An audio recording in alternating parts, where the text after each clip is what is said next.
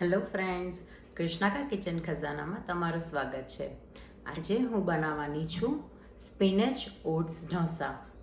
જો તમને મારા વિડીયો પસંદ આવતા હોય તો મારી ચેનલને સબસ્ક્રાઈબ કરો અને લાઈક કરો.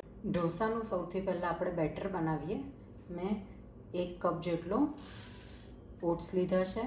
એમાં આપણે 1.5 કપ જેટલું પાણી એડ કરીશું. 15 મિનિટ સુધીને રેસ્ટ કરવા મૂકીશું. ઓટ્સ આપણા સોક થઈને રેડી છે. હવે આપણે એને બ્લેન્ડ કરી દઈએ. જારની અંદર હવે સોક્ડ ઓટ્સ લઈશું. લીલા મરચાં અને આદું કટ કરીને રાખ્યા છે એ લઈશું. થોડાક ધાણા એડ કરીશું. હવે અંદર પાલક એડ કરીશું. થોડાક મીઠા લીમડાના પાન એડ કરીશું. હવે આપણે એને બ્લેન્ડ કરી દઈએ. બેટર આપણું સરસ બ્લેન્ડ થઈ ગયું છે અને બહુ જ સરસ કલર આવ્યો છે. હવે આપણે એની અંદર 1 ચમચી જેટલું દહીં એડ કરીશું અને સોલ્ટ ટુ ટેસ્ટ. હવે એને બ્લેન્ડ કરી દઈએ. તવો આપણો ગરમ થઈ ગયો છે. હવે આપણે એક મીડિયમ સાઇઝનો ઢોસો ઉતારીશું.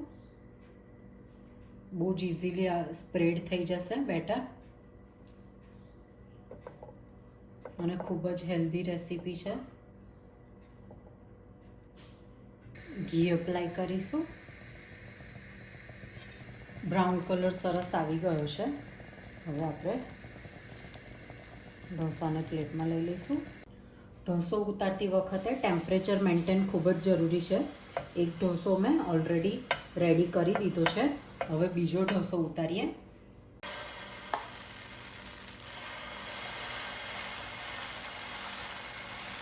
તો રેડી છે આપણા ઇન્સ્ટન્ટ સ્પિનેચ ઓટ્સ ઢોસા, કે જેમાં કોઈ પણ આથાની જરૂર નથી અને જેને મેં ચટણી સાથે સર્વ કર્યા છે.